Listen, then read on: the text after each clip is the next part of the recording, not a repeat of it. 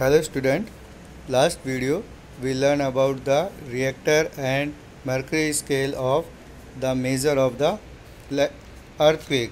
Today's topic is effect of earthquake. आज का जो हमारा टॉपिक है वो है इफ़ेक्ट ऑफ अर्थक्वेक, यानी कि जो भूकंप होता है, भूकंप के कौन कौन से प्रभाव होते हैं। तो उनको हमने इन पिक्चर्स के द्वारा बताया है कि किस तरीके की जो अलग अलग जो इफ़ेक्ट होते हैं अर्थक्वेक के।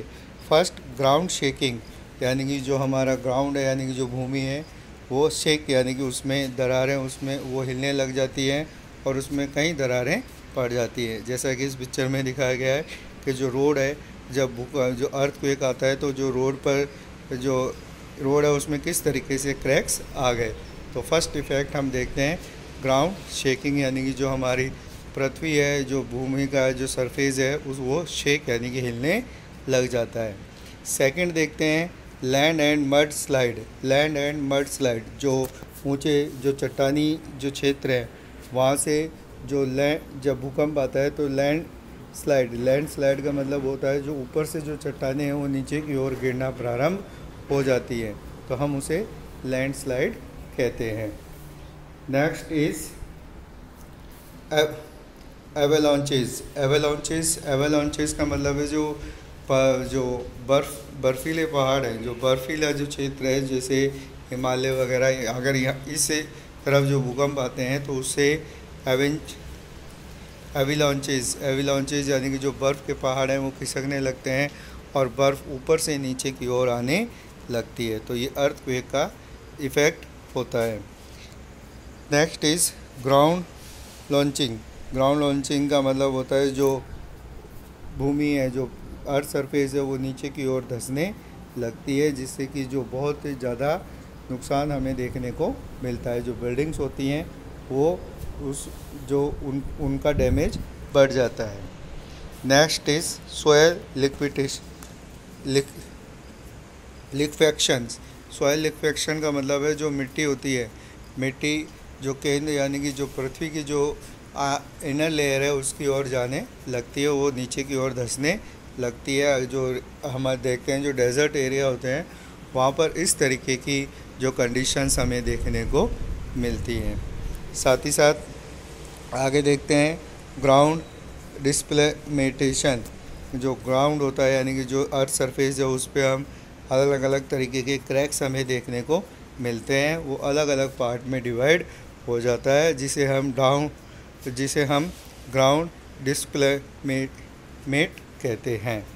Next is flood from dam. जो डैम्स होते हैं उनमें फ्लड यानी कि उसमें बाढ़ आना प्रारंभ हो जाती है। जो डैम बनाए गए होते हैं क्योंकि अर्थक्वेक के कारण जो हमारी जो पृथ्वी है, अर्थ है, वो शेक करती है। शेक करने से जो वाटर होता है डैम में, जो वाटर हम कलेक्ट करके रखते हैं उसके अंदर भी शेकिंग होती है, जिससे कि जो डैम्स में जो फ्लड आना चालू हो जाती है।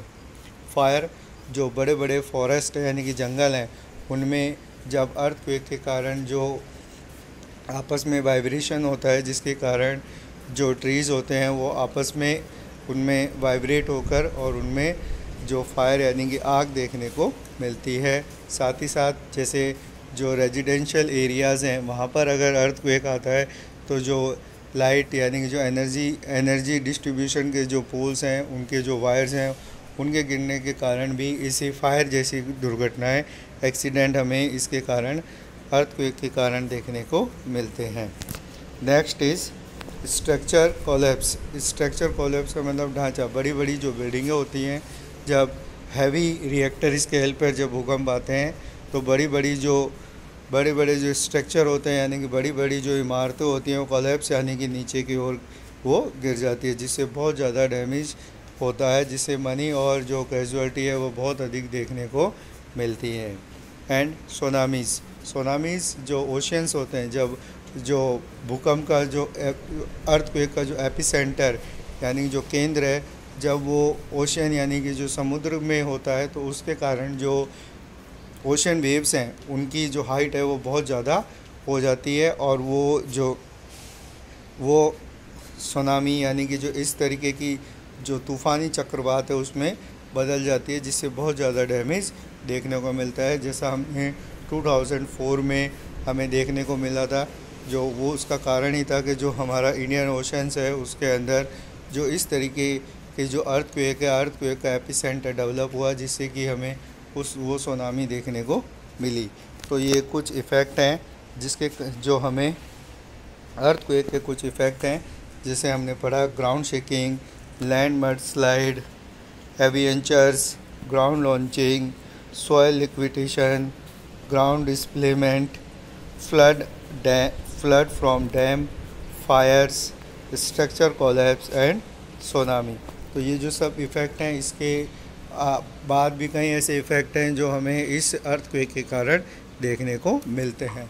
Earthquake is sudden movement of the earth, यानी कि जो अर्थक्वेक है वो एकदम सडन मूवमेंट के रूप में काम करता है। तो जो ये अर्थक्वेक के इफ़ेक्ट हमें यहाँ पे देखने को